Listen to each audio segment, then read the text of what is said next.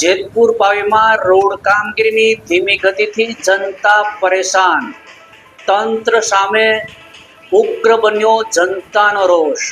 નમસ્કાર, સહજ ન્યૂઝ સાથે હું છું ગોપાલ ભેસાણીયા. જેતપુર પાવી તાલુકાના વનકુટીર 3 રસ્તાથી રંગીલા ચોકડી તેમજ મોડાસર સુધીના નવા માર્ગ અને રોડ પહોળાઈકરણની કામગીરી છેલ્લા લાંબા સમયથી ધીમી ગતિએ ચાલી રહી હોવાના કારણે સ્થાનિક લોકોમાં ભારે નારાજગી ફેલાઈ રહી છે. માર્ગ પર વધતા ખાડાઓ, અધૂરી કામગીરી તેમજ ઉડતી ધૂળ માટીના કારણે વાહન ચાલકો અને રાહદારીઓએ દિન પ્રતિદિન ભારે મુશ્કેલીનો સામનો કરવો પડી રહ્યો છે. ખાસ કરીને વનકુટીર 3 રસ્તાથી રંગલી ચોકડી સુધીનો પહોળો માર્ગ કરવાની કામગીરી કાચબાની ગતિએ ચાલતા લોકોમાં રોષ ફાટી નીકળ્યો છે. ઉલ્લેખનીય છે કે રાજ્યના મુખ્યમંત્રી ભૂપેન્દ્રભાઈ પટેલ દ્વારા ચોમાસા બાદ રાજ્યભરમાં ખરાબ થયેલા માર્ગોમાં તાત્કાલિક સમારકામ માટે સૂચનાઓ આપવામાં આવી હતી, છતાં આજ દિવસ સુધી કામગીરીમાં કોઈ જાતનો ફેરફાર જોવા મળ્યો નથી. સ્થાનિકોનો આક્ષેપ છે કે તંત્રની ઉદાસીનતા અને બેદરકારીના કારણે જનતાને પારાવાર હેરાનગતિ ભોગવવી પડી રહી છે. જ્યારે જવાબદાર અધિકારીઓ એસીના ચેમ્બર્સમાં બેઠા હોવાના આક્ષેપો પણ ઉઠી રહ્યા છે. અધૂરી કામગીરીના કારણે ટ્રાફિક સમસ્યા તેમજ અકસ્માતનો ભય લોકોમાં સતત વધી રહ્યો છે, જેને પગલે સ્થાનિકોએ તાત્કાલિક કામગીરીની ગતિ તેજ કરવા અને માર્ગ પૂર્ણ કરવા તંત્ર સમક્ષ ઉગ્ર માંગ કરી છે. રિપોર્ટર શિલ્પા શાહ, સહજ ન્યૂઝ, જેતપુર પાવી. ઘણા સમય જૂની સમસ્યા એવું કહી શકાય. એવી સમસ્યા આપણે વનકુટીર ચોકડીથી લઈ મોડાસર ચોકડી વચ્ચે રંગલી ચોકડી થઈને જે રસ્તો આજથી 4 મહિના પહેલાં એનું ચૂંટાયેલા પ્રતિનિધિઓ દ્વારા ખાતમુહૂર્ત કરવામાં આવ્યું, પરંતુ જે એની કામગીરી ચાલુ છે એ બિલકુલ મંદ ગતિએ ચાલી રહી છે અને એ કામગીરી વધુ અને થોડી ઝડપી કામગીરી થાય.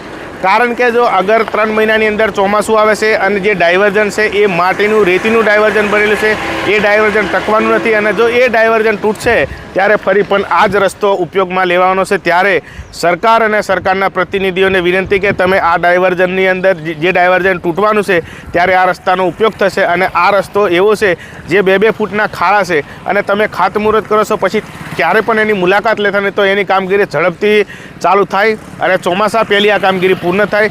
અને આ કામગીરી જ્યાં સુધી શરૂ રહી ત્યાં સુધી જે ખાડા 2-2 ફૂટના પડેલા છે એનું પેચવર્ક કરવામાં આવે અને જો આ કામગીરી ચોમાસા સુધીમાં ના પૂર્ણ થાય અને ડાયવર્ઝન ફરી તૂટશે ત્યારે થોડા દિવસ પહેલાં વડા તલાવ ખાતે જે રંગલી ચોકડીથી લઈને મોડાસા સુધી જે રસ્તા રોકો આંદોલન થયું છે એ જ રીતનું અહીં પણ આંદોલન કરવાની અમારે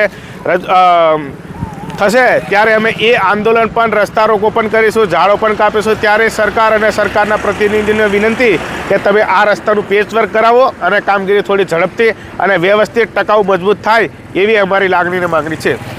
રસ્તા રોકો આંદોલન ઘડીએ અધિકારીઓ ફોન નથી ઉપાડતા એવો લોકોનો આક્ષેપ છે, તે વિશે શું કહેવું? અધિકારી એ પણ સરકારના પ્રતિનિધિ છે અને ચૂંટાયેલા પ્રતિનિધિ છે, એ જનતાના પ્રતિનિધિ છે. ત્યારે આ રસ્તા માટે નહીં પ્રતિનિધિ જાગતા કે નહીં કોઈ આ જે લાગતા વળગતા અધિકારી પણ કોઈ આ રસ્તા બાજુ નજર નાખવા ત્યાં નહીં, કામ ચાલે છે ત્યાં નજર નાખવા ત્યાં નથી. કારણ કે આ રસ્તાની અંદર ક્યાંક ને ક્યાંક બધાની ભાગીદારીથી ભ્રષ્ટાચાર થતો હોય એવું અમને લાગી રહ્યું છે.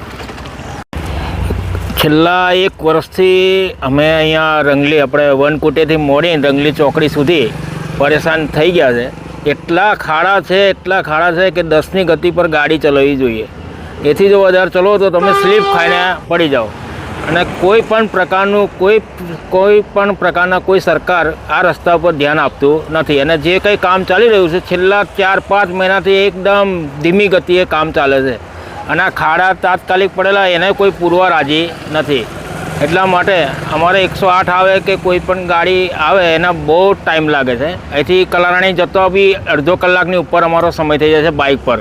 તો 4 વ્હીલ લઈને જાઓ તો માનો કે 1 કલાકનો રસ્તો 10 મિનિટના જગ્યાએ 1 કલાક લગીને અમારે ગાડીનું ચલાવવી પડે અને તે બી ખાડા ખાધરામાં.